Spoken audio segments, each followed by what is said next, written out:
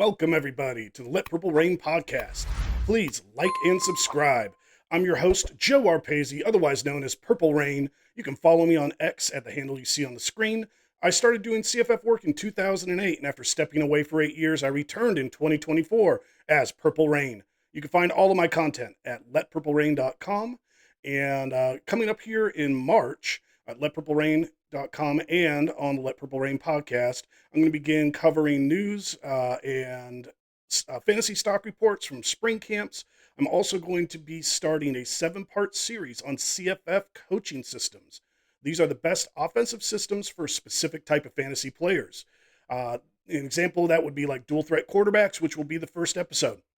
There's going to be tons of great guests for each of these podcast episodes. It's going to be an invaluable tool for your CFF drafts. I also want to throw out there, check out my CFF apparel shop. Link is in the description below. I've got short and long sleeve t-shirts, tons of color options, can koozies. I've even got, more designs to come later in 2025. So keep your eyes out there. There's a link for it also on the homepage of my website. And I've got one big final announcement here.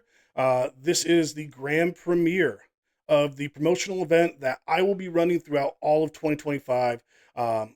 Go ahead and check it out here.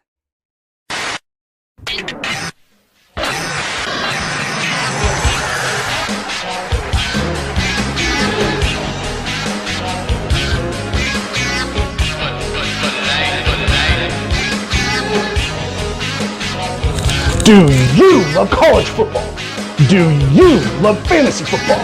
My name is Joe Arpasi, and I have just the thing for you. I'm the man behind LetPurpleRain.com, your premier college fantasy football resource.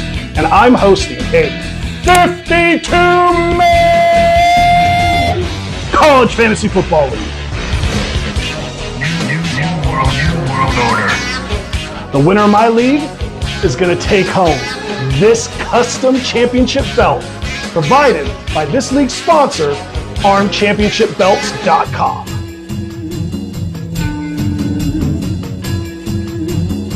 If you want a chance to compete for this bad boy, go to letpurplerain.com and sign up to be a premium subscriber today. All premium subscribers are automatically entered into the drawings to see who makes this league, and I'm going to be running drawings from March all the way through July. That means the longer that you're a premium subscriber, the more chances you have to be entered into this 52-man challenge. Let me tell you something, brother. Winning this belt's not going to be easy. You're going to have to contend with the new world order of college fantasy football. You're not only going to be competing against me, you're going to be competing against Eric Froton from NBC Sports and FantasyPoints.com, Jared Palmgren from Chasing the Natty Podcast and CampusToCanton.com, and John McKechnie from RotoWire.com. So go sign up today to become a premium subscriber at LetPurpleRain.com so you have a chance to get a golden ticket to the show. You're not going to want to miss out on a chance to win this baby because this belt is just too sweet.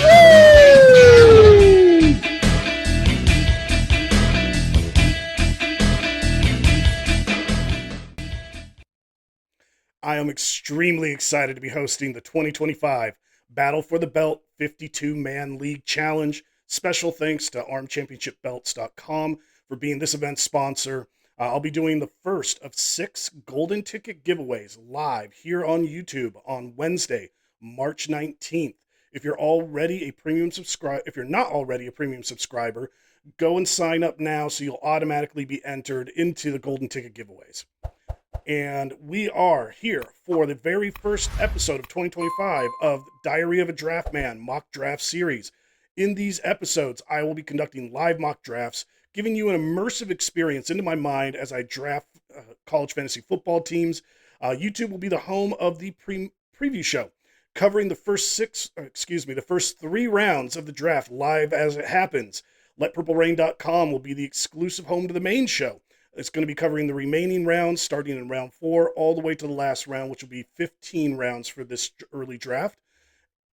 Oh, I am just all over the place today, guys.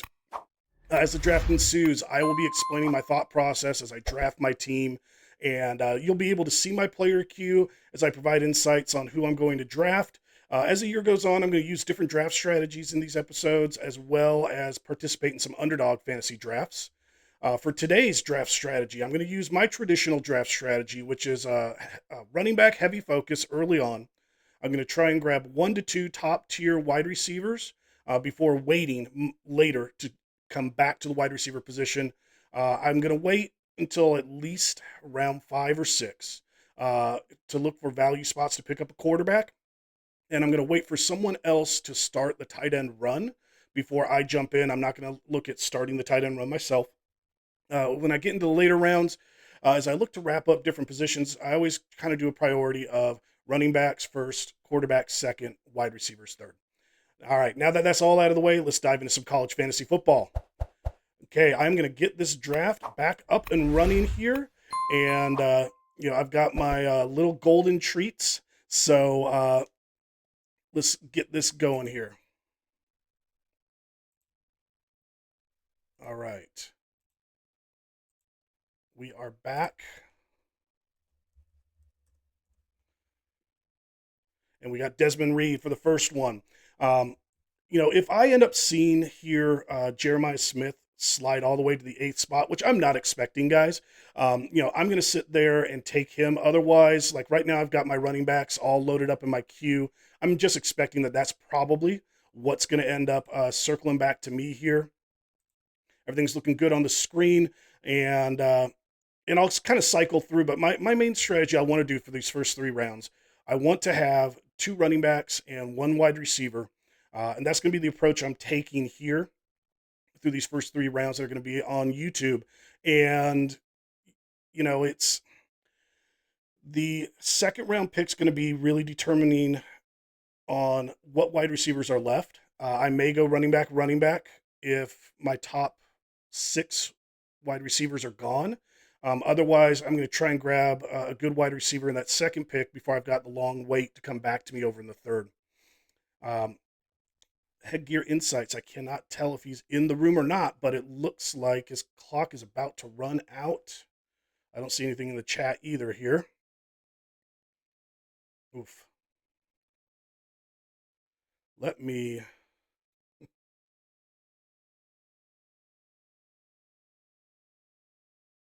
Oh, you know what? Just going to have to roll with it here. We got 3 good running backs off the board so far. All 3 of those guys I would have loved to have taken. 4 picks coming to me, so it looks like I should be able to get anyone from Jeremiah Love in that 4 spot up. And honestly, guys, one thing I do, and I mentioned this, is that when I place players in tiers, I like to think of them as being equal.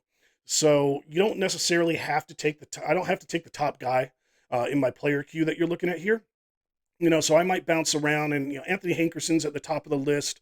I did the CFF industry early mock draft, and I had taken him in that one. So the odds are I'm probably going to take somebody else here,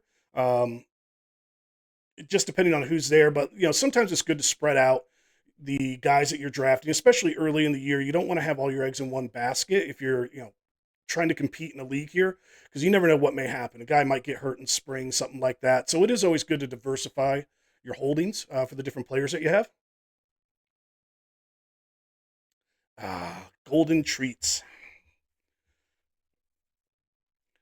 Look like we got several guys that maybe they're in, maybe they're not in the room here. Looks like Bacon Fuel got in. Garrett Nussmeyer, that's a pretty early pick here. We're getting close to me, so we're 1 away. I'm looking at this one. I'm going to take Washington if he's available. I'll take either Washington or Edwards and skip on Hankerson here. So just going to take a look at actually, I'm going to take that back. I said if Jeremiah Smith fell all the way down to me, I'm taking him, and right now he is still available. Switch this over to the wide receivers.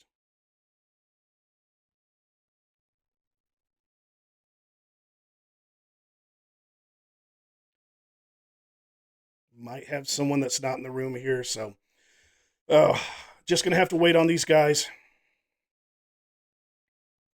Wonder if I can...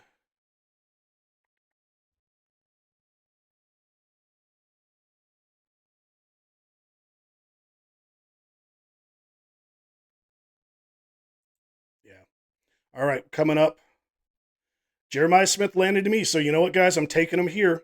Um, let's be honest. If we didn't have two guys that were not in the room, odds are he probably would have gone. But I'm going to go ahead. I'm going to take Jeremiah Smith here.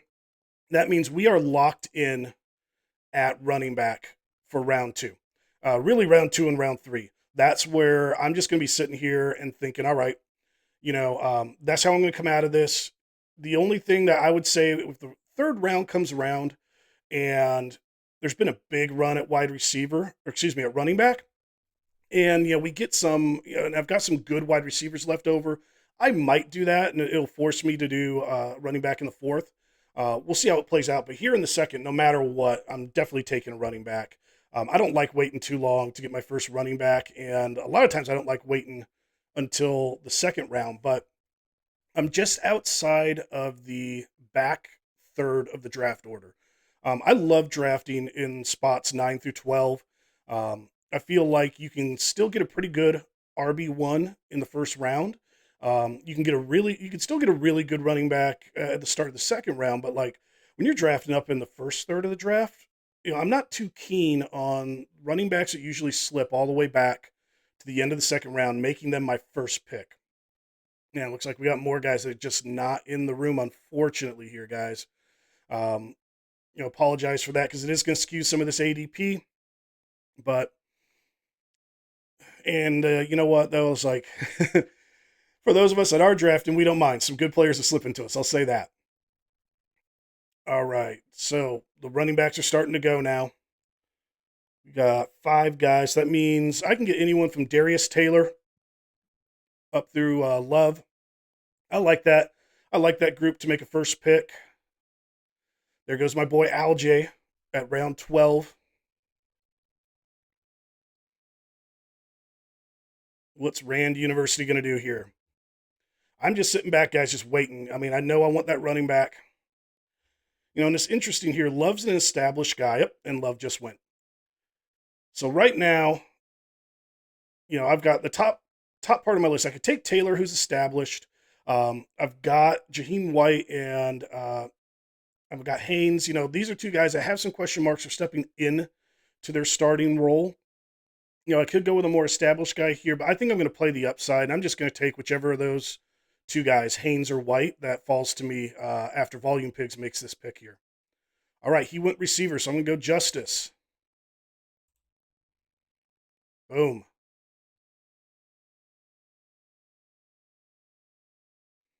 All right, so I like where we're at. We got the long run going here.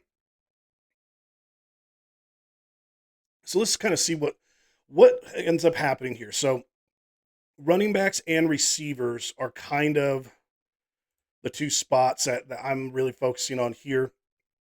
If you look down my list, those top four guys, if any of those top four are still there in round three, I feel like I'm probably going to pull the trigger. For them to slide, a whole bunch of running backs are going to have to come off the board.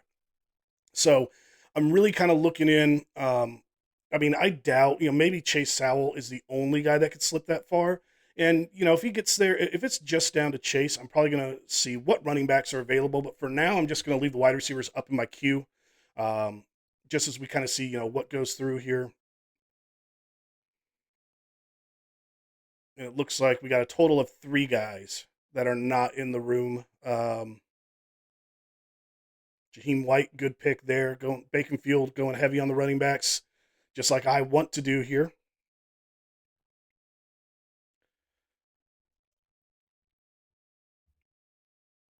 And this doesn't surprise me a lot, guys. It's really early in the year, but running backs have been going really heavy early on, and that's kind of my approach. Is like unless there's a top end receiver, I really love those first three rounds. Try and walk out of there with two running backs, unless there's just been a huge run and you're in this back part of the draft like I am, and you feel like the running back well's dried up a little bit, and there's some good value at receiver. You can sit there and kind of do what I'm looking at doing of snagging a receiver, and then picking up that second running back early in the fourth.